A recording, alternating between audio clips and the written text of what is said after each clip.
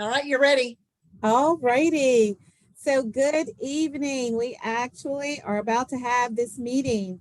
This meeting is held pursuant to and in compliance with emergency ordinance number 20-A16, an emergency ordinance to ensure the continuity of government during the COVID-19 disaster. The committee members who are electronically present at this meeting are. Do you want me to, Yolanda, do you want me to call? I have the kind of a roll in me. Want me to try? Please. All right. Kate Acuff, and I will just use this as an opportunity to tell everybody that Kate's not coming tonight. She has a bad cold, so she's not going to be with us. Julian Bivens is not here yet. Vito Chetta. Yes. James Klemenko. Yes. Jane Fogelman. Jane's not here. John Lewis.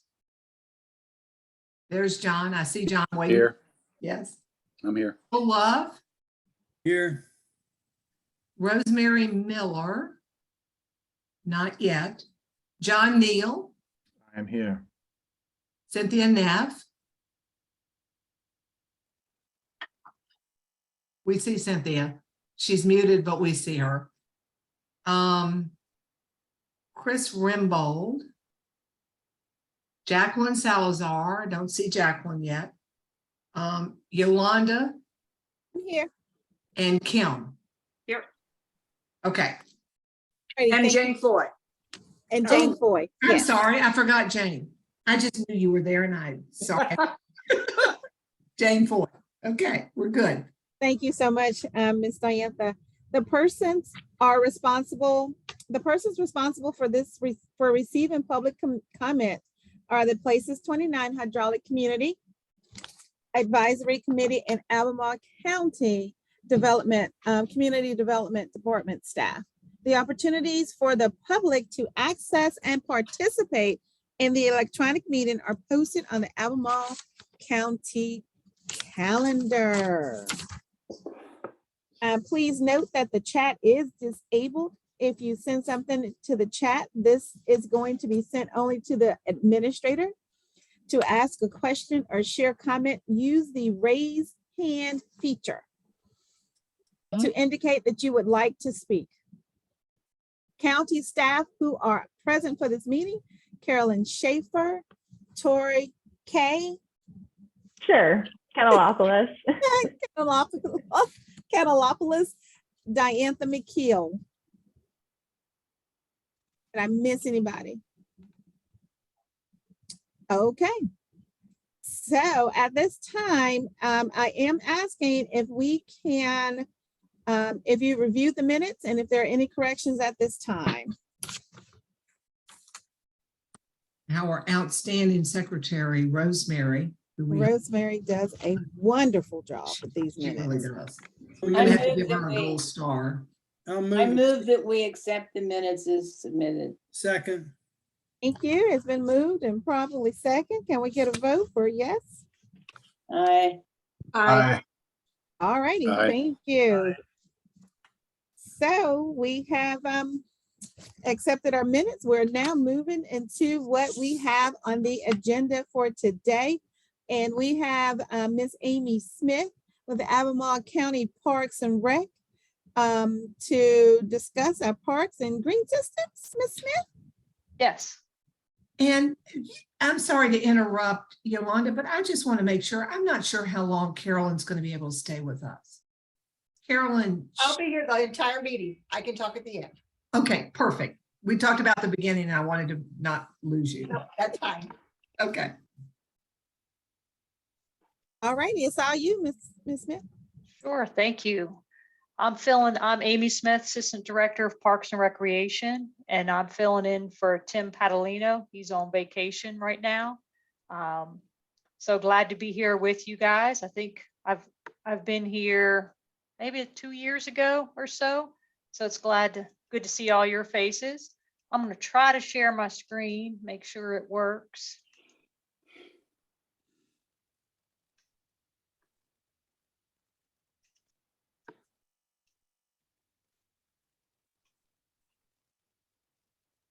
Let's see.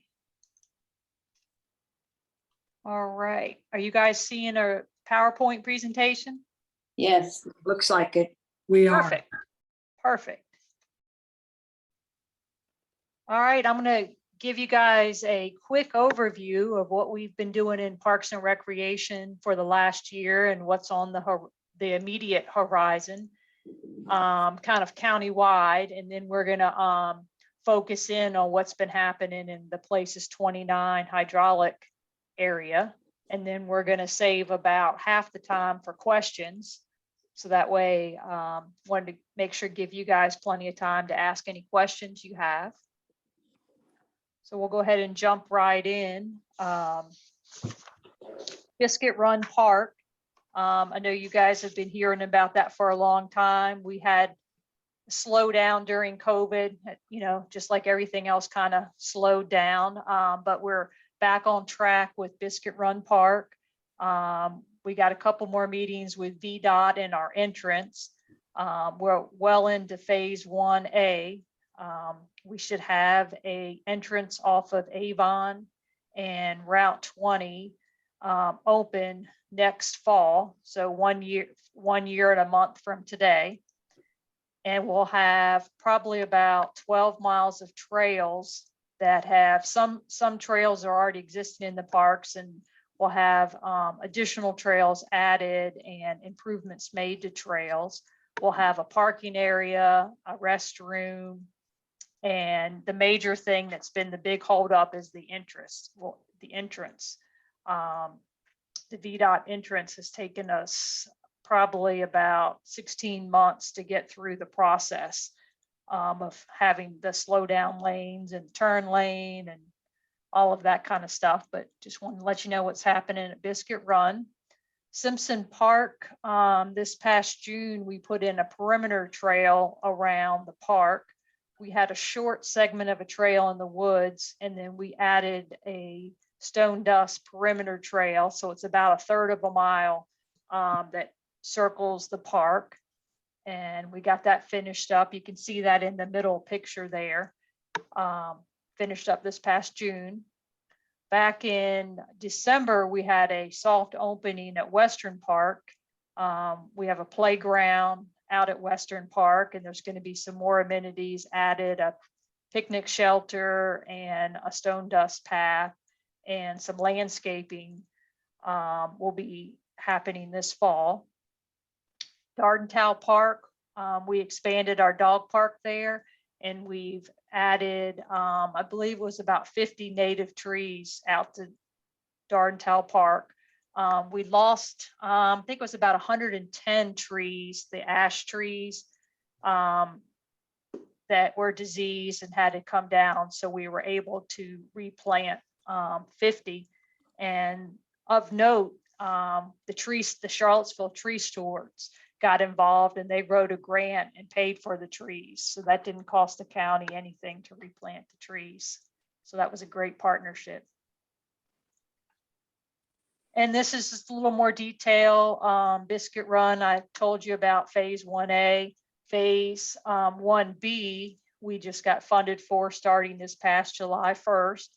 And we have funding for a maintenance facility, and we're already making plans for the maintenance facility. More trails, bridges, and boardwalks will happen in phase 1B. So that'll be happening this coming year, along with finishing up phase 1A. So hopefully all of those things will be open by next fall, barring any supply chain issues. I know that with the maintenance facility, we're already hearing, different issues of things that go in the facility are just, they're backlogged, 8 months or 9 months. So we'll see how we go. We're in design for all of that now. So hopefully we can stick to our timeline. Just a quick update, the connector Greenway that's going to connect 5th Street Station to Biscuit Run Park is a project that's going on. It's a 3-mile trail. The trail is already in existence. It's probably been there for the last 25 years or so. People have used the old road bed and just have been hiking that trail. But we're going to come in and and make it a stone dust trail and make it wider and more pedestrian friendly and more usable when crowds pass each other. So if you have somebody jogging and walking a dog and riding a bike, they can all pass each other without having to jump off the trail and, be in the weeds. Brook Hill River Park, we did a soft opening 2.5 years ago, and we're working on the final site plan for the entrance. And we're not funded to build the slide as of yet, but that is in our capital improvements program to build the slide. And you can see, I don't know if you can see the small picture at the bottom, kind of shows a truck delivering some kayaks down to the water's edge. And the slide would be like a wooden slide where you could just drag your kayak or your stand-up paddleboard down the slide to get in. Right now, you have to carry it over a rock embankment, and it's pretty challenging to carry your kayak down right now, but it is doable. The next project is the Rivanna Greenway and Blueway projects. The Old Mills Trail, if you're familiar with it, goes from Dardentow out to 64 along the river, and it's about 3 miles. It's in that's completed now, and then we're looking to complete another 4-mile section from 64 to Milton Boat Landing. We're working with Monticello, and we're working on our easements with Monticello, and we're getting really close to having those easements. And once we have those two, that'll help us get another section. And then the missing link will be at Milton. We're trying to work with Clifton and get a little link there. And so hopefully within the next year to 16 months, we should be able to have all the easements we need so we can start working on expanding the Greenway. Crozet Trails, we're working on some easements out in the Crozet area around Licking Hole Creek. The 5th Street Trails Hub, I'm not sure if you may have heard about this. They have a VDOT grant. It's almost a $10 million grant to build a trail hub right at 5th Street Station, which that would hook into the connector trail to Biscuit Run. So in years to come, that'll be a great place for people to park and congregate, and they can either get to Biscuit Run or they can jump on the Rivanna Trail around the city. The Rivanna Village Park is a project that should be in completion next summer. That's where the builder of Rivanna Village is having a turnkey park for the county. They're building the park and the amenities, and then they will turn over the park to us next summer, barring, if it gets delayed a little bit. And there'll be a picnic shelter there, playground, dog park, a little grassy field area to play in, and restrooms, and there will be parking. So it's not just for the people who live there. People will be able to drive in and park and utilize the facilities. And then Crozet Plaza, we're just part of we're part of the team with Crozet Plaza. Don't really have a huge update there. And then the 3-Notch Trail, we just have someone that's on the planning with CDD, and I don't have much of an update there. We can get back to you on those two. Next up is the things that are going on in your neighborhood. Ivy Creek Natural Area. This past year, we built a ADA paved accessible trail so people can get from the parking lot to the barn and to the rentable facility. And this coming year, we'll be working on a historic preservation report. So we can, I don't know if you remember a few years ago, we did a stabilization project of the house of Riverview Farmhouse, so it wouldn't deteriorate, any further. And now, since it's on the historic registry, we need to be very careful how we fix the house up. So we're getting a consultant to do a report to tell us what we need to do and how we need to do it, and in which order to fix the house up. So that report will be happening this fall and winter, and we're budgeted to do that. And the next is just an update on the Lambs Lane Campus Steering Committee. Tim was on that committee, and as they were going through their master planning and they had some public engagement, he was advocating for a better trailhead system for the community. Right now, there's some trails that are behind Emerald High School and Jewett Middle School that are more of just community trails and school trails that they use for part of their PE programs and cross-country programs, but really make it a centerpiece for the community to come and enjoy, and have a gathering space so people have a spot where they can park and gather and upgrade the trails there. And now it's time for any questions. And I'm going to see if I can stop sharing.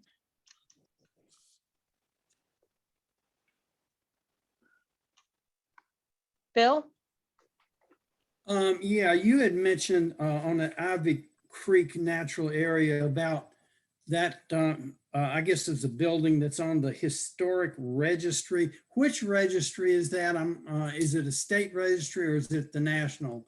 It's actually on both the state and the national. Okay. And that's the Riverview Farmhouse, the Carr Greer family farmhouse. Thank you.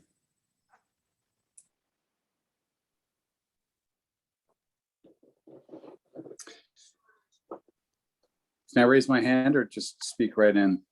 Julian had his hand up, I saw. I did, thank you. I was just wondering if you could update us, and perhaps I'm making all this up from bad memory right now. But I had a sense that there was a gift to the county on Arrowhead Valley Road or Arrowhead Valley. I was wondering if A, I was remembering that correctly, and B, if that's true, are there any plans for that piece of property? Yes, there was a gift there. Right now, we're just holding it. It's in our CIP, but it hasn't been funded to be developed. Do you have a sense of how many acres are there, just by off chance?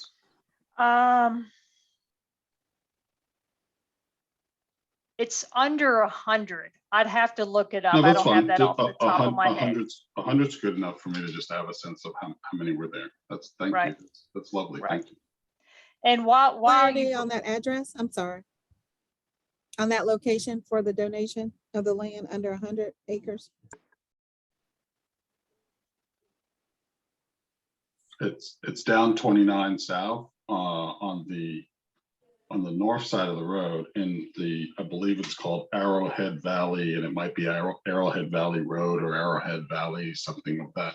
But Arrowhead Valley is the part in front of everything. Thank you. James, I think I saw you. Yeah, thank you, Amy, for the update.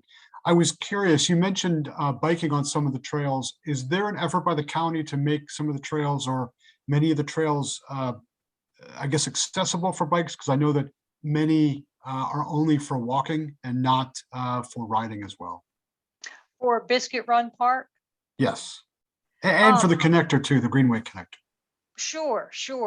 Yes, all the trails, or I should say most of the trails at Biscuit Run Park will be multi-use for bikers, hikers, runners, walkers. No horses in the park.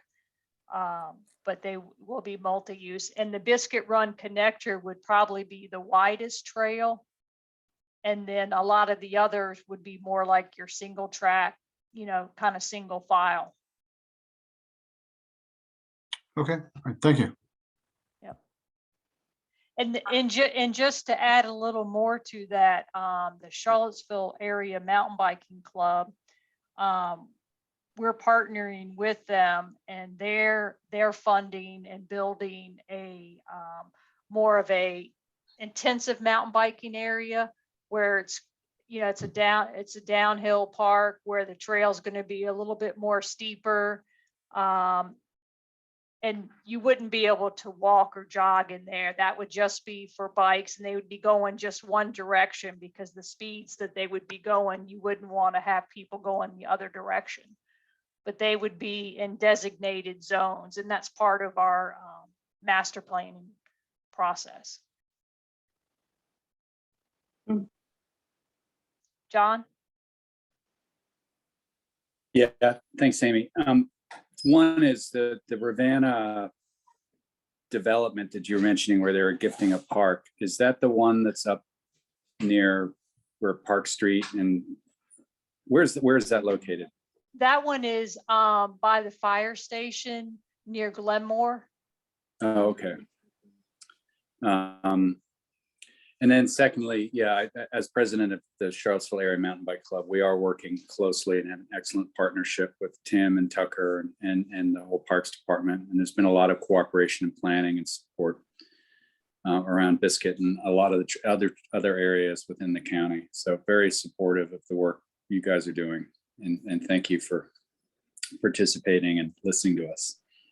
Sure. Well, thank you guys. I mean, you guys have done tremendous work for the last, 15 plus years, maybe 20 years. And then finally, just the Lambs Lane campus, there's a planning committee and discussions around those trails. So is that still in discussion, or is there something formal that's to come out of that? Because the ownership of those trails, or not no ownership, but I guess the responsibility of who maintains the trails it appears to be unclear whether it's the school system or the parks, and who to go to let them know that if a tree's down or if volunteers can help keep the trails open. It's pretty unclear now who to go to and what the next steps are in terms of the existing trails that are there now, and whether or not more can be built to accommodate the needs of the cross-country and mountain bike teams that are using them. So I don't know if you have any direct answers, but it is a concern that it's just, we don't know who to go to as a point of reference to talk about the trail maintenance and future plans. Right. And you're exactly right. Right now, it's kind of the school system.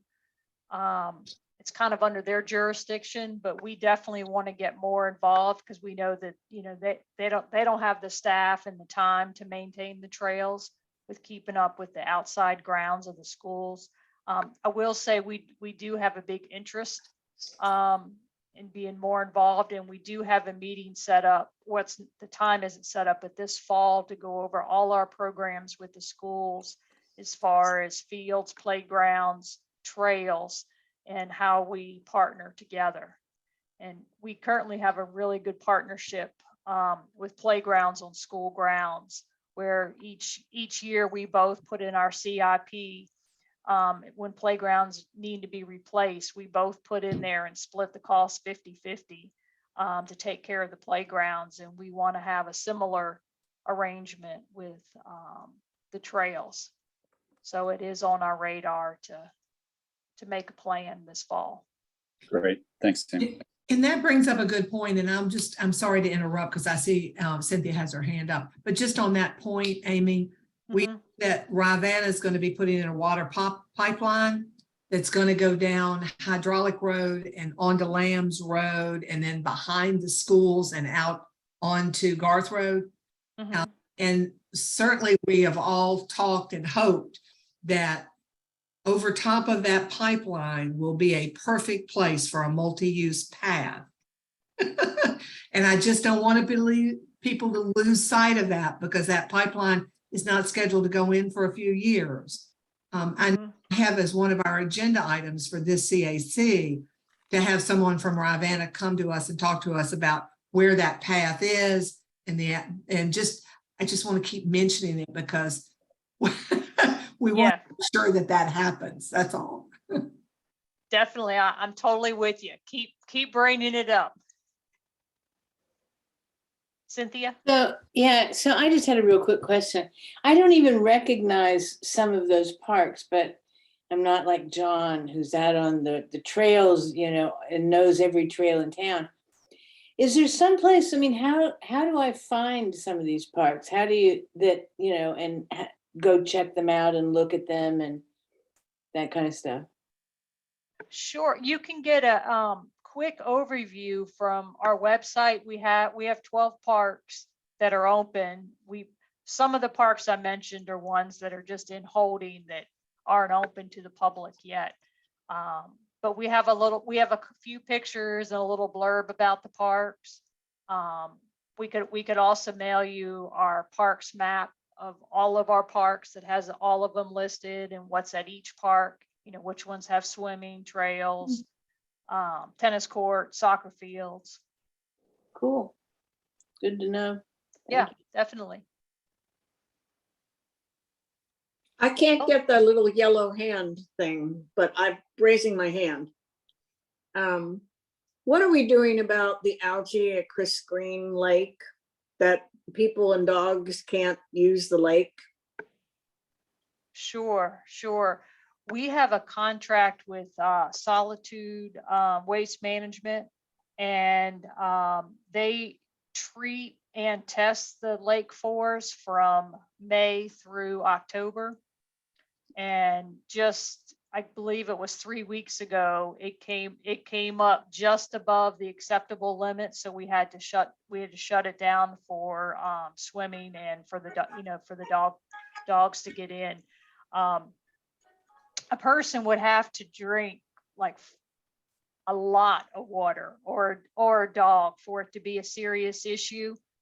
But, you know, when it hits that threshold, you know, you have to follow, you know, what the health guidelines and procedures are. So as soon as the test was a little high, they treated it again, tested it, then they tested it 5 days later and it came back acceptable. But under guidelines, you have to wait 10 days and test again, which that 10 days is either Tuesday or Wednesday of this week.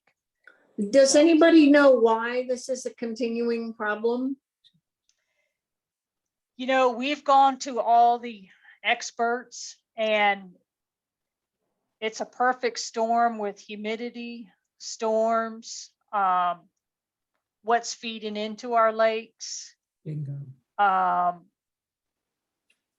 Droughts, you know, when it all happens all at the same time, you can get high readings. We were having great readings at Chris Green up until 3 weeks ago. We were well below where we needed to be. And so I'm sorry, I don't really have a good answer. Jane, to answer your question, the Board of Supervisors are really pressing to say we need to figure out the root cause of this. We can't just keep reacting. We need to figure out what's causing it and then do something about it. I mean, you know, we had troubles years and years and years ago, 20 years ago, with the geese polluting the diving platforms and et cetera. And then they brought dogs in and chased the geese away. But this algae thing, or I think that's what it is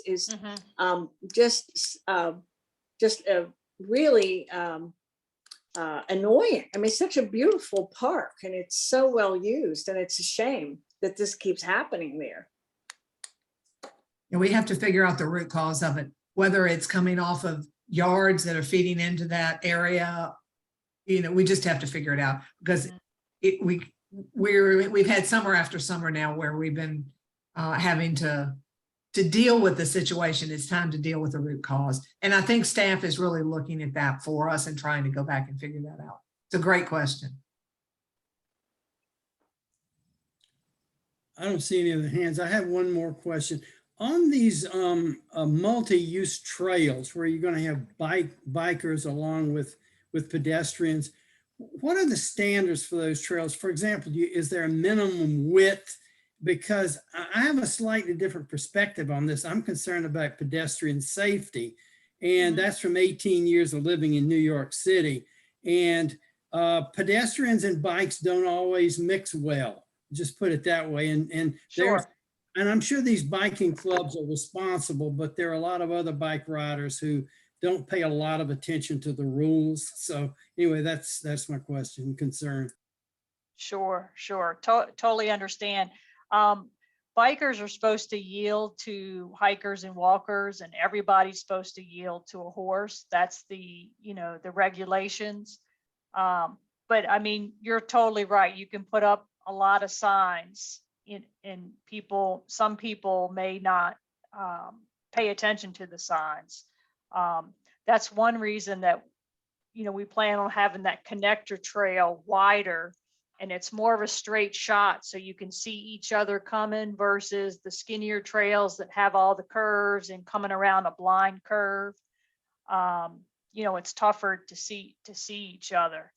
So the best thing we can do is, just keep educating folks of what they need to do. And groups like Cambic, I know they constantly educate their members and the public of what the trail etiquette is. They do a really nice job there.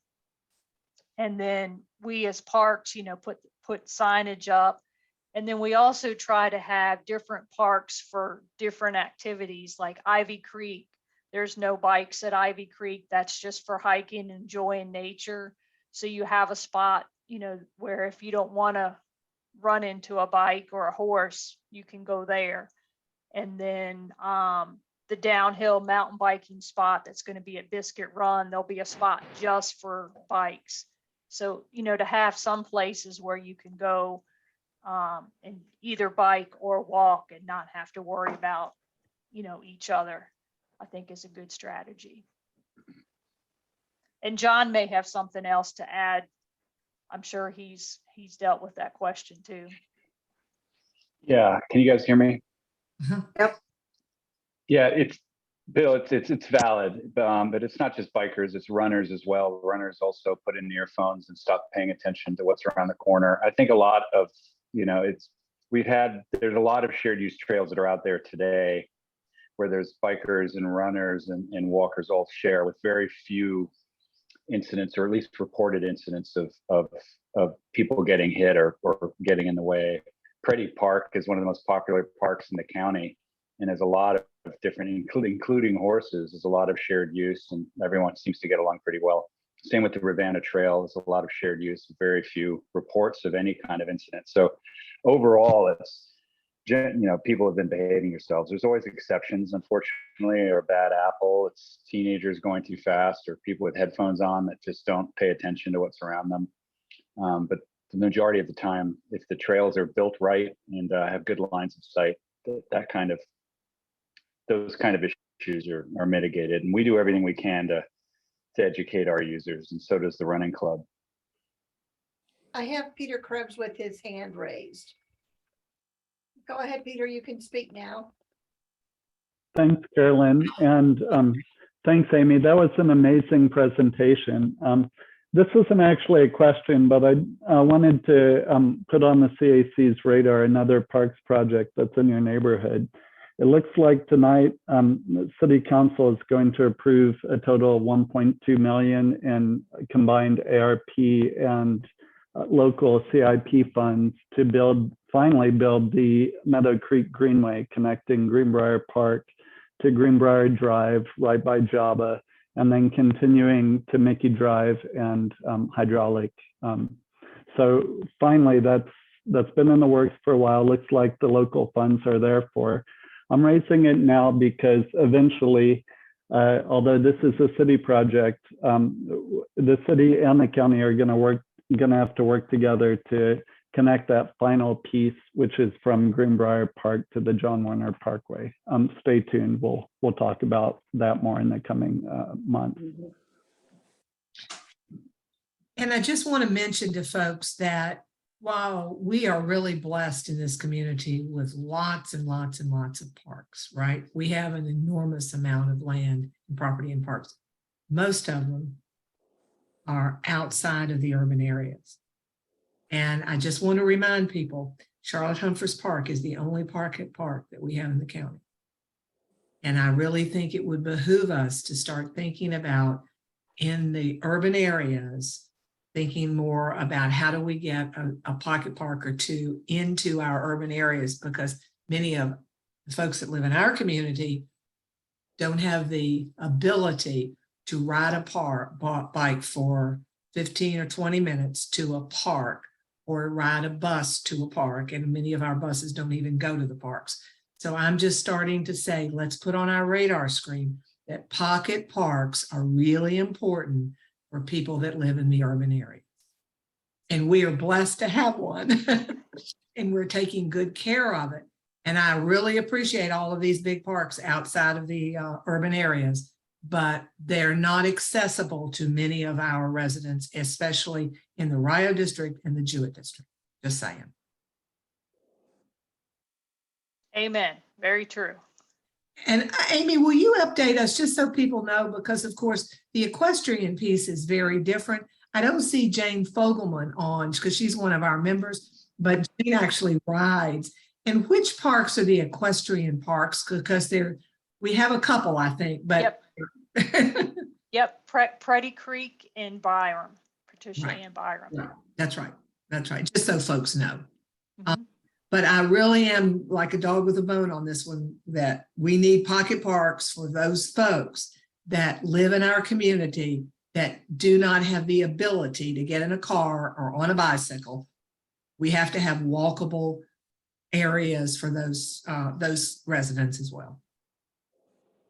With connectivity so that they Yes. can walk or ride from their Yes. neighborhoods to those Yes. locations. Yes. Absolutely. And you know, John brings that up, and I have all intent. I have a note on my, because I'm keeping an ongoing list of agenda items for this CAC. And one of the agenda items is I'm going to ask Kevin McDermott to come to us and talk to us about the barriers that get at our ability for connectivity, getting at what John's talking about, and help us understand better what the barriers are, and then looking at what we can do about those barriers. Some of them, there's not a lot we can do, but maybe there are some things we can do. So just saying, thank you, John, for that lead in.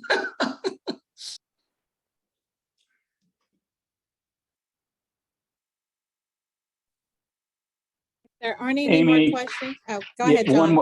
I have one more, just, and I say this because I work closely with the maintenance crews, but the county, has been gifted hundreds of acres of parks that they don't have the ability to absorb. We've got Hedgerow and Arrowhead, for example. And also there's just an increasing number of miles of trails that are in your footprint.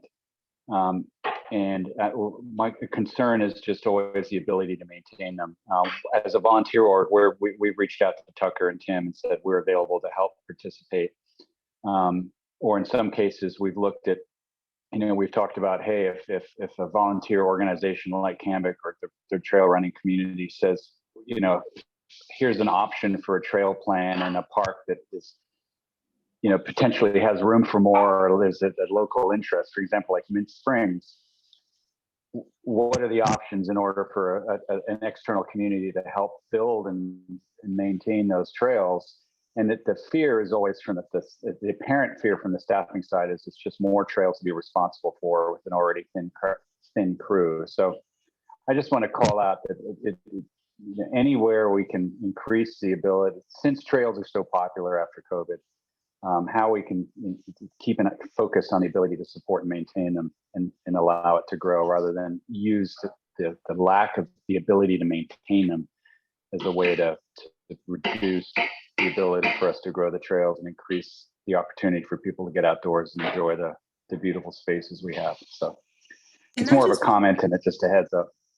And I just want to ask Carolyn to please let Rosemary Miller in. She's in, she just texted me and said she's here, but she's on as a guest. So if you can. Yeah, let her I in. got her. There she comes. There she comes. That's great. Thank you. Sorry to interrupt, John. You're exactly right. We're also talking at this point, you know, we've had our first discussion about looking at staff and saying at some point, guys, we're going to need a public works department because we have we are urbanized now. And while we're buying our first street sweeper, and actually, John, a street sweeper will help bicyclists because it helps keep those curbs clean so that when you're riding, you know, you're not in danger. Yeah, no, huge supporter of that. Yeah. Yeah. So July 1, we had the money. I think they're trying out the sweepers right now to try and figure out which one to buy. But at the same time, we are moving towards needing a public works department of some sort, but that is going to need financial support to do that. So just saying.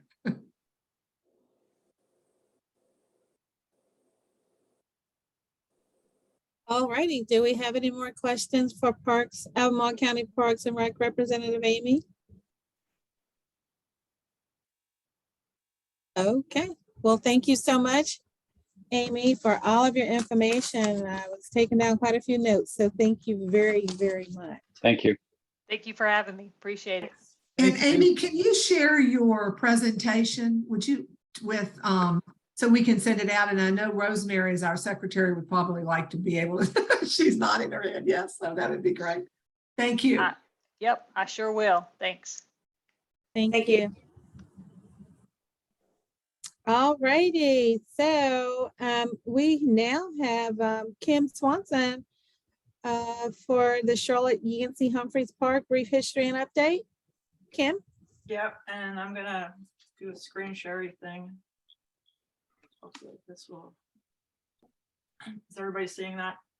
Uh-huh.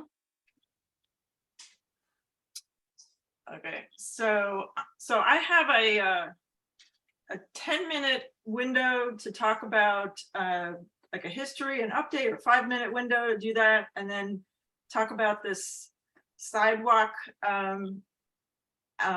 proposal maybe. And I'm going to try to combine everything. So my presentation is sort of a combination of past presentations, and it's very much relying on maps, because I love maps, and maps are a great way to see what we're talking about. So this is the only pocket park. See, I got that in our first slide. So Charlotte Humphreys Park is our only pocket park. And here is what we're talking about, this area here. And then just as a little bit of a history, okay, so we've got 1.5 miles of paved trail on a 23-acre parcel that is both forested, some open land, and then wetlands. And it was dedicated back in 2006 as a park, and it's named after a longtime board supervisor who advocated for the county's rural and natural resources. So, but it is a natural area and is not an amenity-filled park, which I think everybody is fairly aware of. So just I want to go back to some of those older aerial images that I think are really telling about how the urban area has grown over about almost 100 years. And you can see the outline of Hydraulic Road here, and this is the aerial in 1937, and that corresponds to Charlotte Humphreys Park today. And the only key I was able to find was that at one point it was listed as Albemarle Training School, but nobody seems to have any other details about it. It never seemed to have a building on it. It doesn't have any infrastructure, but the parcel itself has managed to stay fairly undeveloped for 100 years. So here we are, 1974. It looks like there was a road at one point. And then 1980, still, you've got the Albert Court right here. And then 90, and then 96. So clearly, you know, there's all this new development that's happened over the years, but that little tiny piece of 23 acres has managed to just stay there. And so the Places29 hydraulic CAC benefited from the county's NIFI initiative, the Neighborhood Improvement Funding Initiative back in 2017. And that's when our CAC advocated for work to go, the funds to go into doing park improvements. And I think one of the bigger, well, probably more expensive component of the work was the tree removal work. So a number of hazardous trees were identified, and we had a crew come in and spend an entire week taking down trees that were along the paths that were either dead or, you know, dangerous. And then we've got, this is the road frontage area that got cleared out. We got a little library box and some benches. And then we had a crew from St. Anne's Belfield come out and do some upkeep on the kiosk, and we ripped out the old plants and had a planting day and put in some new plants. Some of the other achievements that this group advocated for was a boundary survey of the park, and then a forest management plan. So we've done a lot in the last couple years, but this is the next idea that we can, and this is where I'm like wanting to have a little discussion about how you all see the next steps of improvements to the access of Charlotte Humphreys Park. So again, here is a map of the Charlotte Humphreys Park, and this is the Whitewood Road entrance. And the county is in the process of having a sidewalk design for improvements along Commonwealth Drive. And the county had a staff presentation back in April, which is, there are two links here if anybody's interested in seeing the staff report and or the presentation. But the current design plans do not include a little tiny section from the corner of Commonwealth right at this business right here.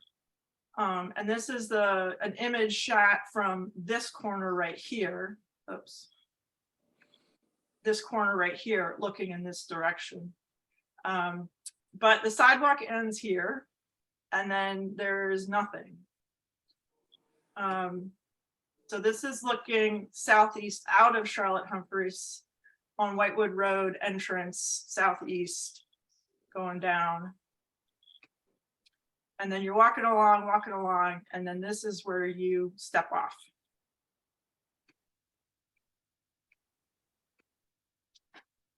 So this is looking back towards Charlotte Humphreys Park northwest, and the distance is only 75 feet. And if you go back to the aerials, it looks like what was happening is, as the area developed, you had Commonwealth get developed in 1966 in this direction. And maybe they had plans to put sidewalks in during that time. And then 1974, you had, you know, Greenbrier extended this way, but no, there was nothing developed here. And so there was no sidewalk that was ever included along there until this parcel got developed. And that parcel didn't get developed until like the 90s. So this is sort of a legacy thing that never was part of any plan for sidewalk improvements. So anyway, I just wanted to throw this back out as like our role as the CAC is to help with implementing development of the master plan, which our last master plan for the Places29 was in 2011. And at the time, it was a plan for all of the urban area, but it also included like Hollymead and Piney Mountain. And so there are different housing options and infrastructure needs in each area. And so over time, we were separated, the CACs, so we were organized to address different unique needs, but we're all following the same Places 29 master plan. And I feel like the overall emphasis of the master plan is for development and redevelopment should be on a human scale, allowing for safe walking alternatives. And so I hope our CIC can advocate for the board to include in its Commonwealth Drive sidewalk project the addition of this 75 feet. And I'll just end it there. Here, here. That is the strangest 75 feet. So when you're walking your dog and you're coming along Commonwealth and you turn right to go to Charlotte Humphreys, you're like on this terrace and then beat up asphalt, and then you hit sidewalk again. And it's not particularly safe. And it's kind of one of those leftover things. It's like if you're hemming a skirt and you miss the last couple of inches, well, it's going to hang down and look funny. And it's like somebody forgot there wasn't quite completed. So it's a safety hazard. It's aesthetically, it's very unattractive, and the asphalt keeps coming up. But I think it's one of those things where it's not so much development as maintenance. I would put that more in maintaining, rather than development. But as a person who uses that frequently, I can say that there definitely needs to be something done so that when you're walking, you're not walking like this and tilting right over into the street, and it should be safer. So. Is that strip of land owned by the county? And I'm wondering, I don't know what business or house or whatever it is off to the right there, are the property owners there probably going to object to this? That's the thing that, of course, county staff and Kimley Horn would have to. Kimley Horn is the design engineer that the county is working with on this plan, and they would have to determine, if VDOT has a right of way there that the county can work in, I guess. I mean, there are right of ways everywhere in this county, whether you realize it or not. So I don't know. That's something the staff would have to. Well, here's the thing. If you're coming along, you're making that right from Commonwealth, those properties sit up on the hillside, and part of that 75 feet is the very beginning of their driveway or parking lot.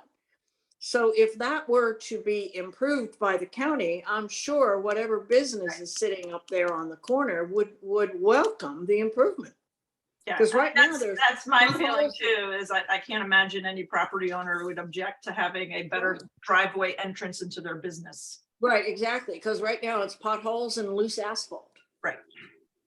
So Kimberly brought this up, and actually Kim has brought this up a couple of times for us. And I suggested that she take some pictures and share it with the CAC today.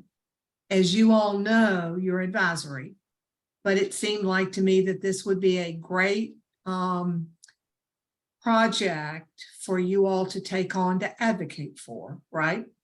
And I don't know, Kim's suggestion is very good that it be included in the Commonwealth Drive sidewalk project, but it could be easily a standalone too, because it's not a very long piece, right? It's not an expensive project. Well, If it's going to take us 3 more years to actually get the Commonwealth Drive project done, then I would say, yes, let's do this as a standalone project, because taking 3 years just to get 75 feet done seems ridiculous.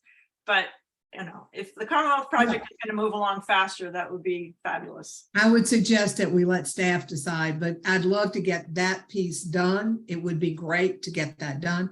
So my suggestion to Kim was to present it to you all and see if you were supportive, and then ask the chair or Kim, right, as the whomever, to write a letter and send it to the Board of Supervisors and Kevin. I mean, I can give the names of folks it should go to, just as a request from this CAC that we look at that piece of sidewalk and complete it. We're, you know, the CAC is advisory, but I do think that you all, certainly your input would be important, and I think I think it is a piece that Kim's right. It needs to be fixed. It's a connection that needs to be. So, good idea, Diantha. So, well, it's Kim's idea. I would love to. I'm just saying that I had her bring it to the, you know, I suggested that she bring it to the entire board for your all support. And then we'll figure out the letter to write if you all are in support of that as a recommendation. I would like though to hedge it a little, say if feasible, because it sounds like we don't even know who owns that strip of land. Is it a right of way or not? And probably get some feedback from the property owners. Is it a business rather than a residence? Is that? Yeah, it's a business. It's a business. It has multiple businesses in it. I think it's zoned for commercial. And So- just as it with anything we have, Bill, the VDOT has a portion of a right of way right there, right? Because it's on a VDOT road. And that's sometimes what makes sidewalks expensive, is that to put them in, you have to pay for right of way. But that's for staff to figure out. I'm just saying. And one of the Bill, one of the helpful things, which I understand I would recommend that we actually say we'd like to have it done and let staff work out whether or That's not. right. So I would suggest any letter coming from the CAC, not hedge, Right. that the letter coming from the CAC should be clear about this is an area and a project that we believe would be helpful for our district. And then let staff say, well, you know, we have to do this.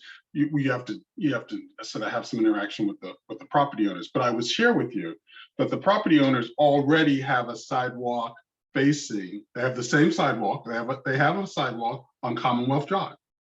So they've already been through some sort of discussion or some sort of imagining of what a sidewalk is that runs along their property, because if you were to come out the front of the buildings, you would walk right on the property. The situation here is that if you come out of the side of the property, there's no sidewalk, or there's no really functioning a driveway or sort of cut out for a driveway. I have Peter Krebs again that would like to speak. Hey, yeah, thank you. This is a really crucial project, and retrofitting existing developed areas is never super straightforward, but you have to prioritize certain things. And some of those things you prioritize are getting, you know, kids safely to school. This does that. Getting people safely to parks does that. Connecting to existing projects, it does that too. So this just seems like a very sort of obvious thing. And Kim, one of your photos was just killer in the sense that it showed that portion where folks had tried to sort of create a sidewalk by, you know, walking through. The grass is all worn down where a sidewalk ought to be. So people literally voting with their feet on that.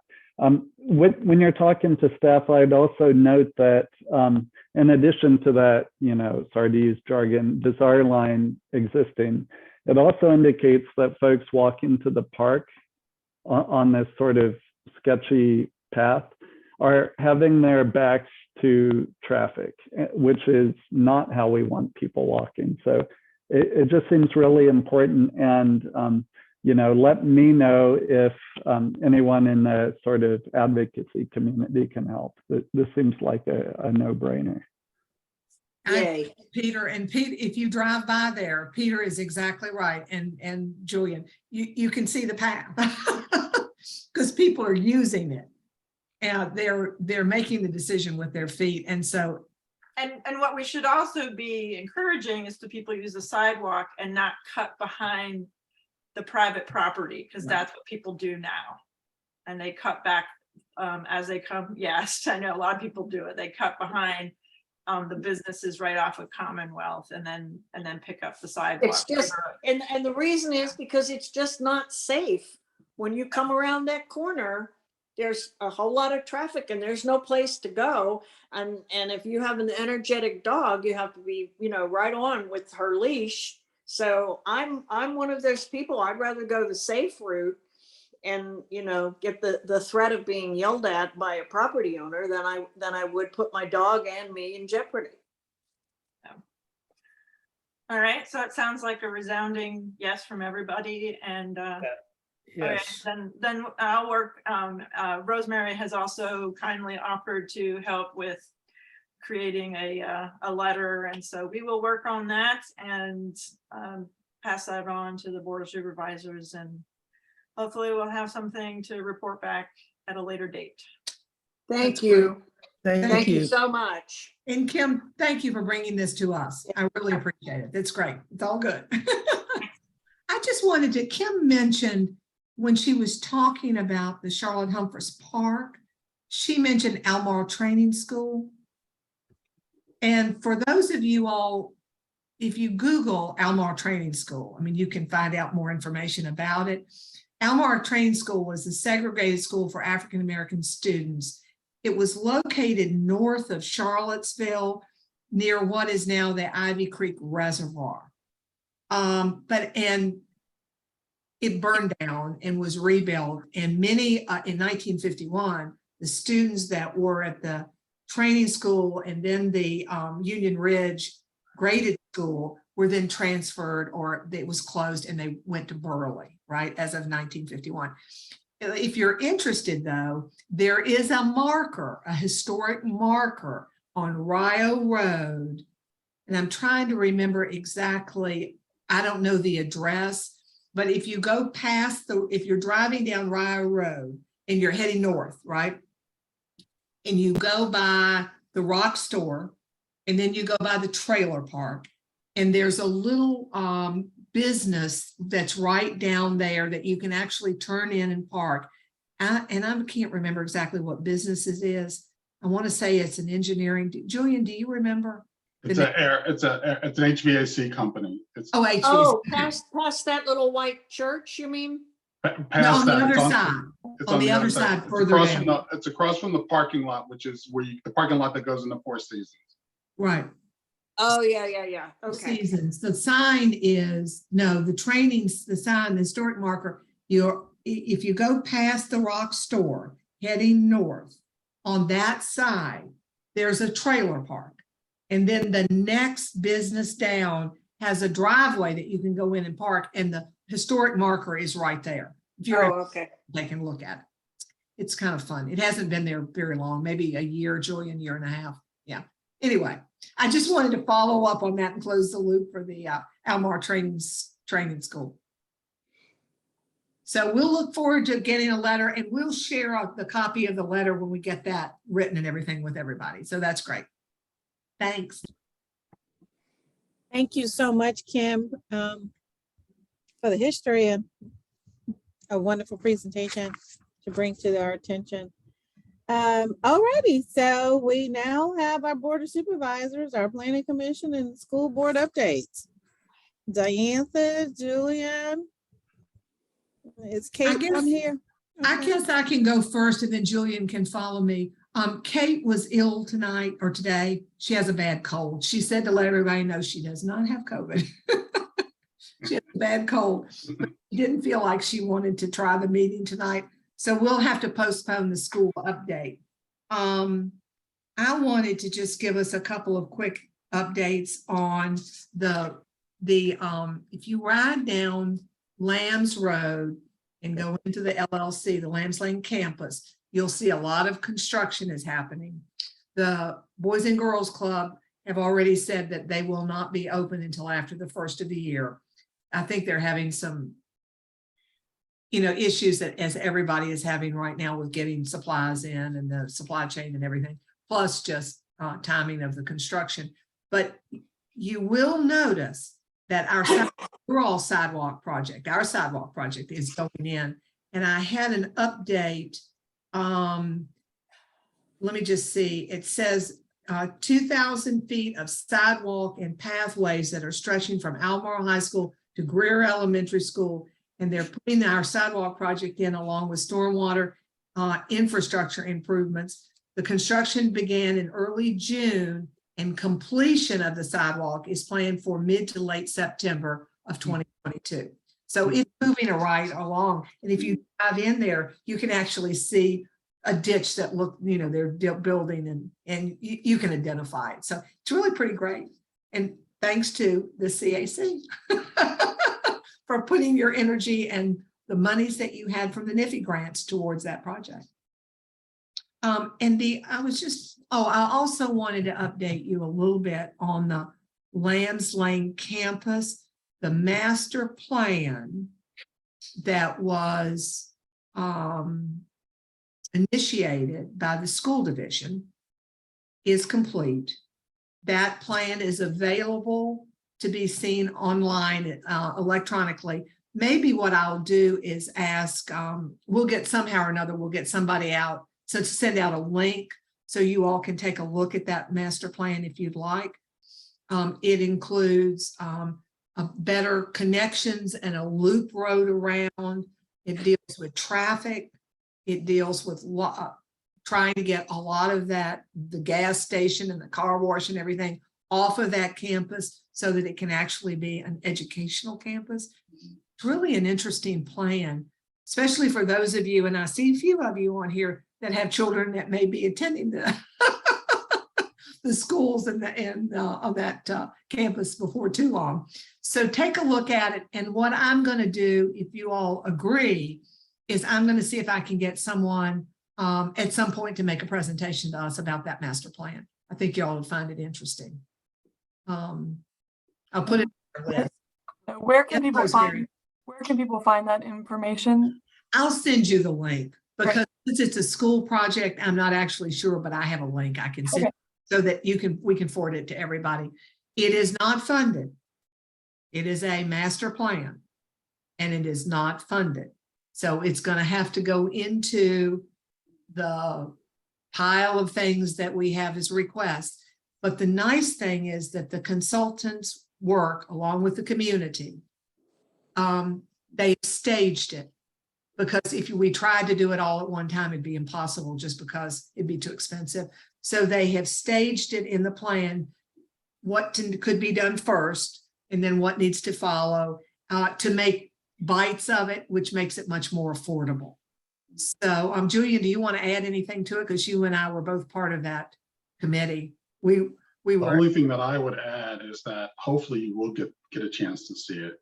And then when you do hear about it in discussions from the school board, whether or not it's and from those of you who may be on parents committees at the various schools, to have an opportunity to talk about it, because in what I saw, and many of you may know that I live on Lambs Road, but it would be a tremendous change in that campus.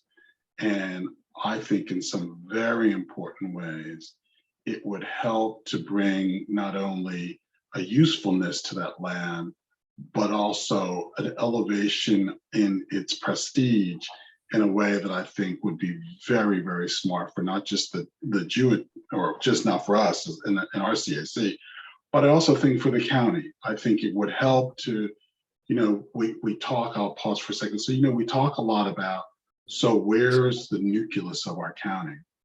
And right now, some of us might struggle to say, and just where is that place? There's some exciting things that could come up in the future, perhaps, that might identify it. But wouldn't it be really, really cool if the nucleus of our county was at at our educational campus? If that's where the land use and the planning for the land was a way that made sense and that brought people in and that was safe for our children and our staff that worked there, and also allowed us to imagine, allowed the community and the school board to imagine what that campus might be in the future with new buildings and connectivity to the trails that John mentioned in the back. And so there's an opportunity on our Lambs Lane campus to do something that I think is really, really exciting for Albemarle County. And so that's my ad. Well, it really is. And I'm hopeful that we'll get a presentation to you all. And as we go through that process of looking at it in the school division, we'll be leading the process, right? Because it is their project and their land. But there are some tie-ins to Albemarle County through a business connection, perhaps over there, and we're very excited about it. And I'm hopeful that this committee can support it after you learn a little bit more about it. John, you have a question there? Yeah, just unfortunately, it's yeah, I wasn't a part of the planning process.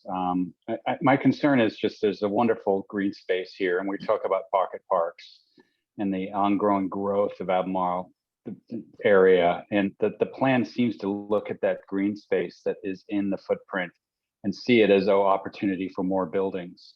And so if you look at the master plan, there's a lot more buildings there, and I'm hoping, I haven't read through it thoroughly, so my concern is that there's, at the expense of this potential green space and pocket park opportunity, we're going to continue to grow it out as a building space when there's so much growth and building happening elsewhere in this beautiful piece of greenery. So it's just, I know that it's part of it, and that there's an emphasis on trail network. I just want to keep that at the forefront, that the county will keep growing and the urban area will keep expanding, but our control of green spaces is, here's something that the government through the school system has some green space, and maybe we can look at keeping it rather than filling it in with more buildings. Could I offer a counterpoint on that? Yeah. So John, when you look at this, one of the things that I was excited about is that they put the growth at the fringes, which in my use of that land, there's nothing that's happening on the fringes of the property now, except for so I would say the individuals who may use biking and who are willing enough to go on the trails. And what they did create, and this is something that I think is lacking out there, they created a space for all of the people in that, all the students in that school to perhaps share as a common space.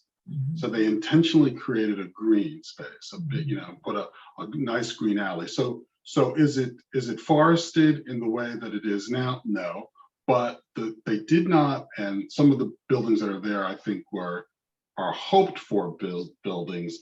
I don't necessarily know that we'll see the proposed buildings, particularly on the fringes and sort of the outside of the loop road, for a good number of years. But the space that could immediately be useful or be consolidated in a way that would be useful would allow sort of a different kind of interaction around those four schools there that does not happen today and could not happen today, just by the way the schools, and I also added the Boys and Girls Club in there and adding it as the fourth entity.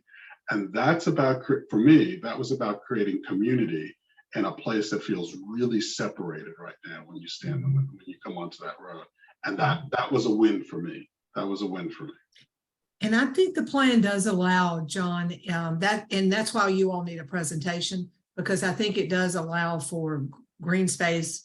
And it also gets 150 to 250 school buses spewing diesel off of that space, which is definitely not, that space has 25% of all students in Albemarle County, and it has the storage for all the school buses. It has a gas station. It has a car wash. So when I talk about buildings, and it also needs to be honest with you, Albemarle High School is very crowded.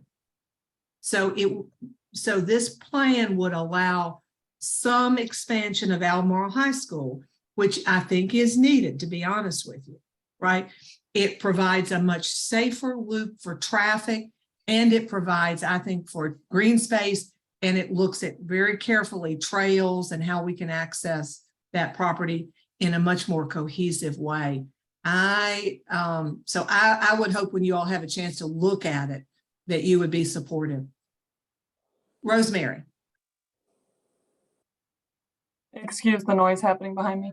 I was just wondering if there's a separate group if there's a way for citizens to get involved as a separate thing. Well, there will be a way to get involved with the support for it. And at the end of the day, this is just a design, and some of the designs may change, right? Yeah. So, yes, I have to say though, for me, it was a school project. Oh, yeah. And it is led by the school board. But let's start with, I'll get you all the links so you can take a look at it, and then we'll have a presentation to this group. Great. Hopefully Kate will be able to be a part of that. You Yeah, know, that sounds great. that's good. Thank you, sweetheart. Kim. I haven't looked at it, wasn't part of the planning, but I did observe when the Boys and Girls Club, of course, got moved. What they took over was the driving course. And I, have a kid who's gonna probably learn how to drive in the next few years. And I've actually just been sort of confused as to how Virginia does teaching of driving. Is that a function that is in the school division? And does each high school have its own course? And so once the Boys and Girls Club took over that space where the driving was, there's not another place that kids actually practice. Elmore High School was the only high school that had a driving range, right, or driving course. And the school division went through a really in-depth study of the Monticello and Western Albemarle and Elmore High School drivers. And they found no difference in the crash rate, no difference in whether or not the students, and I wasn't a part of the study, Kim, but I know that I have been told there was no difference in the students that learned to drive on this particular range and the students that were learning to drive at Western and Monticello on their parking lots with cones, to be perfectly honest with you. And that driving range was sacrificed to do exactly what John is talking about. It was scheduled to go in the back of Jewett, where a lot of trees were going to be destroyed. There were steep slopes. And the decision was made by the school system that rather than taking out those, trying to deal with the steep slopes and getting rid of all of those, tearing down all of those trees, it was better to remove the driving range, that macadam, and put the Boys and Girls Club there. It also put it more in the center of the campus, which I think kind of highlights it and is a good thing for that particular campus. But is there a driving range now still on Albemarle's campus, and will there continue to be something? No, they will do exactly like Monticello and Monticello and Western Albemarle do. They will offer driving, and they will use most of the driving lessons really are, well, they use the range a little bit or used it a little bit, not very much. The children drive out into the community with their drivers, and they use the spaces and the parking lots and use cones to negotiate around and all. So the Albemarle High School students will get exactly the same experience that the Western Albemarle Monticello students. Yeah. Am I answering your question? That's fine. Pennsylvania, we had to go to state police barracks. Well, I mean, yeah. So, yeah, we did ours on a driving range in the state police barracks. So the decision was made that land could be better used than having a big driving range with a fence and barbed wire over it. So Julian, I guess do you have an update? John, your hand is still up. Is that just, you don't have another question? Okay, good. So Julian, you want to give your update? So the only thing I would sort of give two things. One, please, since people are really engaged about sort of plans and things like that, sign up for the A-mail if you don't already get it, or go to the comp plan page, which is not me, but it's somebody else, and put your name to be put on the comp plan, because there are a number of public engagement opportunities that if you're interested, and hopefully you are, that you could attend, or surveys that you could fill out. That would just be really, really helpful. One of the things that we're hoping for is to have as many eclectic voices and opinions in the comp plan. And so looking at the screen, that would be most of you. So please go ahead and do that if you can. And then I know the last time we met, we were the next day, the next Tuesday, the Planning Commission was going to hear about a project on Old Ivy Road, a development on Old Ivy Road, which we did. And the applicant asked for a deferral. So there was no action taken on the project on Old Ivy Road. It was at that time was being brought to us by a constituent, by an entity called Greystar. As my experience on the Planning Commission has been, sometimes when people defer, the company who was going to bring you the idea, they go away. Perhaps John can talk to us about this. And then another company comes in because they've got a different idea on how to make that piece of property work. And so all I can tell you is that, oh, there's a puppy looking at us behind Cynthia who doesn't understand why we're talking. He's creeping in. All I can tell you, for those of you who were aware of the project on Old Ivy Road, that has right now, it is not moving forward, and we have no idea, at least I have no idea when and if it will come forward. Okay. And I do want to say, I'm jumping in quickly because we're at about 5 minutes, and I want to make sure we have time to talk a little bit about the next meeting. As you all know, as of September 1, all the boards and commissions, everybody's going back to in person.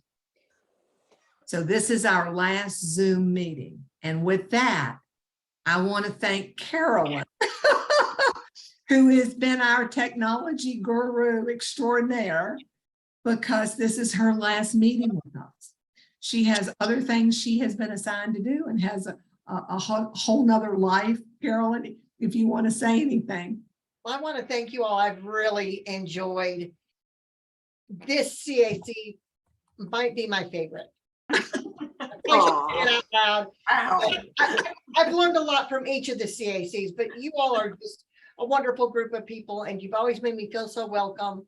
And I will go back to what my pre-COVID duties were. I'll be in charge of the Planning Commission meetings and the ARB meetings. And if for some reason you have to go back to Zoom, guess who you're going to see again. Thank you so much. We want to thank Carolyn because she's been wonderful. And with that, we will be, I contacted Steve Saunders at Greer Elementary School.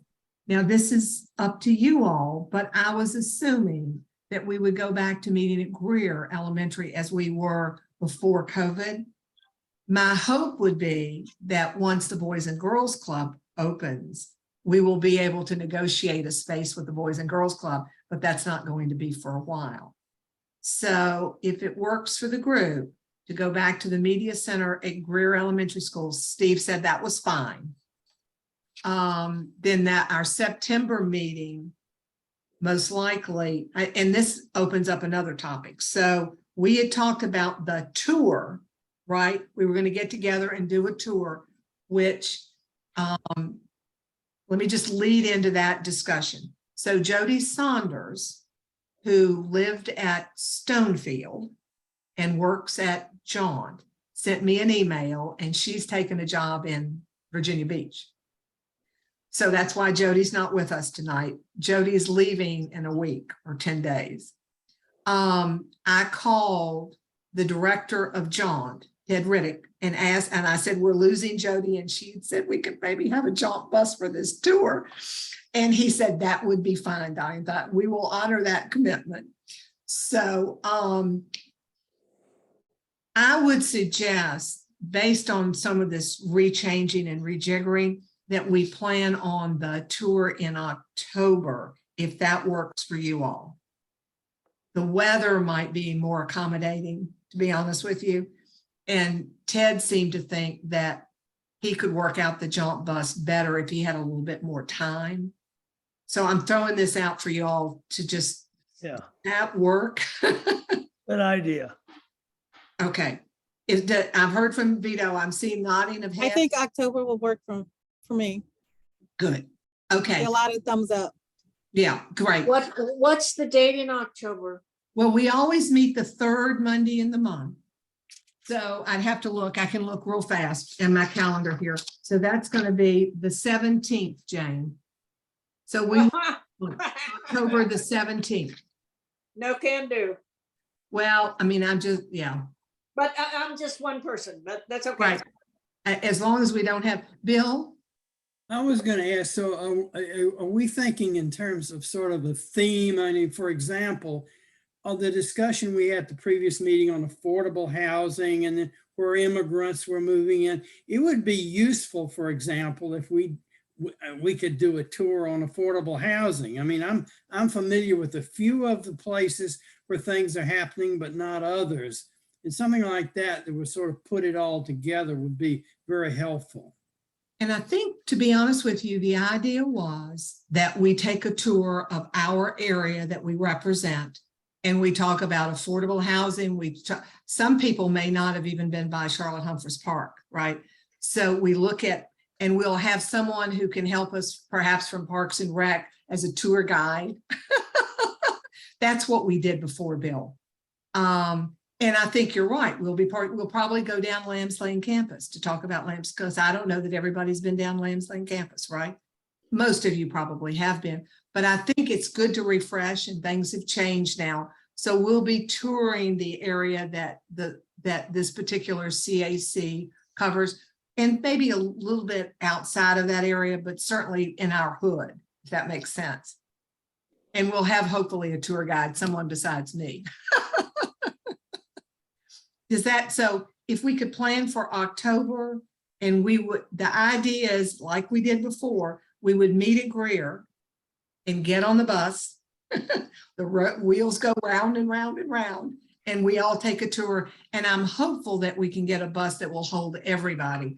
Last time we broke up into 2 vans, I believe. Who was there? Cynthia, you were there. And I think, didn't we have 2 vans? Yeah, I'd love to get everybody on the same bus so we all hear the same thing at the same time would be great, and can see and hear everybody's questions and comments. So our meeting in September, the staff does not have any plan for us for our September or October meetings, which leaves it up to us. So I'm going to go back to your all suggestions around topics, right? For our meetings, and I'll see if I can't come up with some topics off of that suggestion. And I'm happy to take suggestions right now. Kim? What about the broadband authority? We'll see. That's one of the ones that I have on the agenda. I'll see if we can get someone from broadband to come and speak to us. I think that would be an interesting topic for everybody. And go back and look at some of the others unless somebody else has a thought. Yeah, Diane, I don't know if this committee would benefit from the Thomas Jefferson Planning Commission or whatever. I can never remember the full acronym of it, but they work with the regional MPOs and stuff and come up with the master connectivity plan, a transportation plan. So I know that Kevin is actively involved in it, but sometimes they have sort of a different take, and they have that much larger plan that they're in effect. And I know there's something, it's an idea, because I know there's a lot of talk about community connectivity, particularly in our footprint, and how that fits in with that plan that the counties and cities sign up for, I think is important for us to know about. Right. So I'll go through to be honest with you, I didn't bring my list of topics, but I've been keeping an ongoing list, and I'll just have to contact folks and see who's available and what we can do. But those are 2 great ideas. I've just found one of my lists. John Neal possibly giving us a update on the proposed development at Seminole Square. And John, I don't even know where that proposed. It was in the news a lot, and now it seems to have gone away.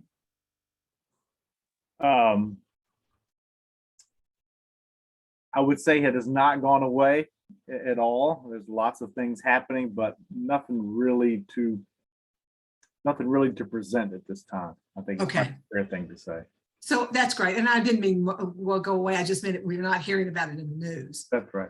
Right. So I'll keep that on my list, but we'll wait for that one. And I have Bill Moyers and our pipeline, right? Our water pipeline, an update on that. That's certainly not emergent, but that would be one topic.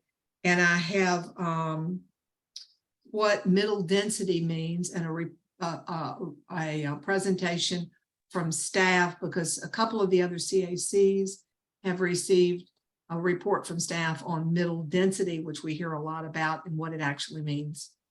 And then, of course, the LLC campus small area plan. And I have another list somewhere and I'm just not putting my hands on it.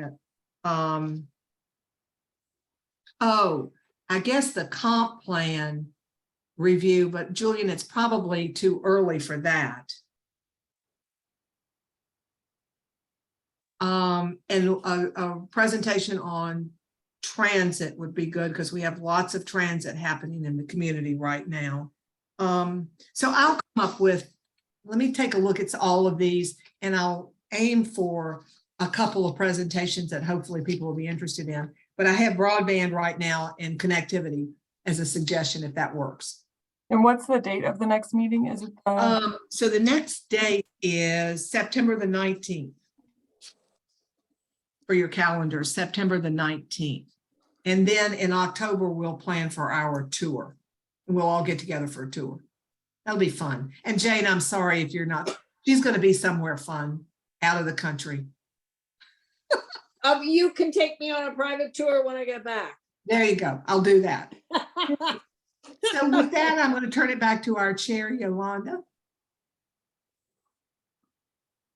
Well, you all, we heard when our meeting will be next time, and it will be in person at Greer Elementary School, September the 19th. And we're going to meet at 5:30 in the library. So at this time, I call for a motion to adjourn. So moved. All righty, it is 7:05 p.m. And thank you all. And Carolyn, thank you so very much for all of your help and your support. You're very welcome. Thank you all too. Have a great evening. Good night. And we'll send out a draft of the letter. Okay, bye-bye.